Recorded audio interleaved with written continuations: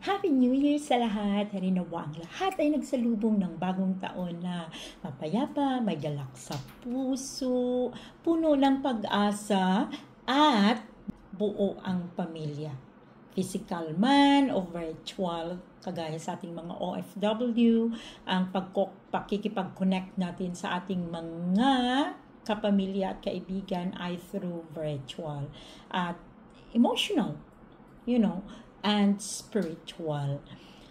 New Year 2025, new goal, new plans, new aspirations, new dreams. At kung isa sa mga plano nyo ang pumunta ng Australia this year at kayo ay nasa middle age, well, it's subjective, bahala na kayo kung kayo ay nasa 30s, 40s, o 50s. At nag-iisip kayo, ano kaya ang magiging trabaho ko pagdating ko dito sa Australia?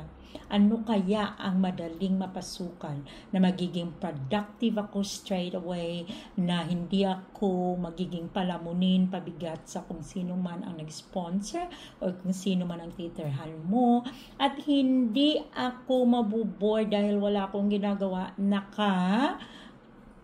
upo lang sa bahay.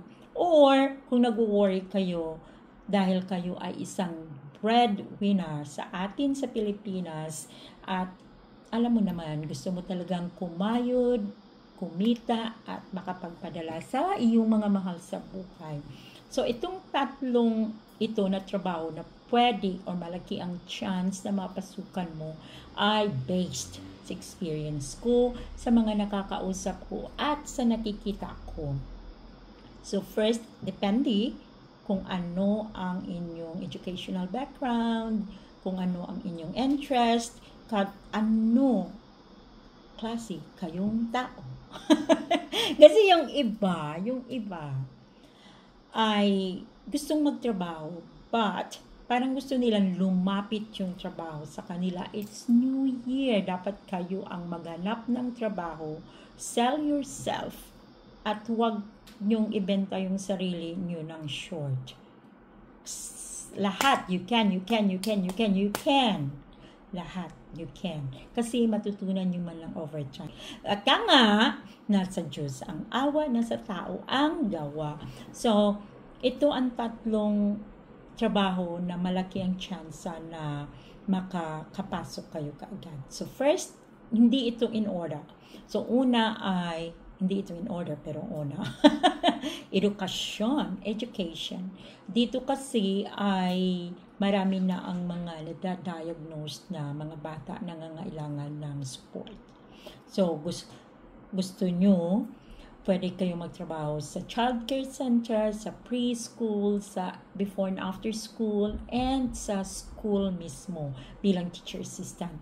So, kumuha lang kayo ng qualification, mag-enroll lang ng Certificate 3 sa TAFE, and then pwede yung staggered ang bayad o paunti-unti ang bayad, and then minsan habang nag-aaral ka pa at pwede ka nang magtrabaho.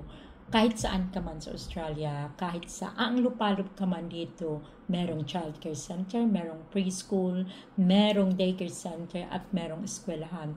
So, malaki ang chance na makakahanap ka at hindi seasonal yun. So, paano ka makakapasok nun? So, maganda naman dito kasi, yun nga, hindi ka gaya sa Pilipinas na kailangan matangkad ka, maputi ka, at bata ka, fresh na fresh. Dito kasi okay lang. Minsan nga pag nag-a-apply ka, pag nagpapasa ka ng yung resume or CV, hindi na nila tinitingnan yung mukha or hindi importante yung picture mo. Ang importante yung dedication mo, yung gaano mo ka gusto magtrabaho at yung expertise, yung experiences kung meron man. So, yun. And then, pwede ka rin sa aged care. Kahit saan dito, merong aged care. So, be staff sa aged care. Kumuha ka rin ng certificate doon. Pwede siyang temporary, pwede din siya kung yun ang gusto mo talaga. So, habang ikaw ay wino-work out mo kung ano talagang yung long-term goal mo, pwede siya sa aged care. And then, pwede din sa community services. Pwede kang sa trabaho sa homelessness, pwede sa juvenile center, pwede yung sa mga biktima ng domestic abuse, or pwede din sa mga refugees. So, kumuha ka ng Certificate 3 in Community Services sa TAFE at paunti-unti ang bayad, ganun din. So, habang nag-aaral ka, mag-apply ka, be productive, be efficient, and sell yourself. So, ito yung tatlong possible na malaki ang chance na makapagtrabaho ka kesa doon sa ibang areas ng trabaho. So, hopefully, ako ay may kaunting na ibigay sa inyo na idea.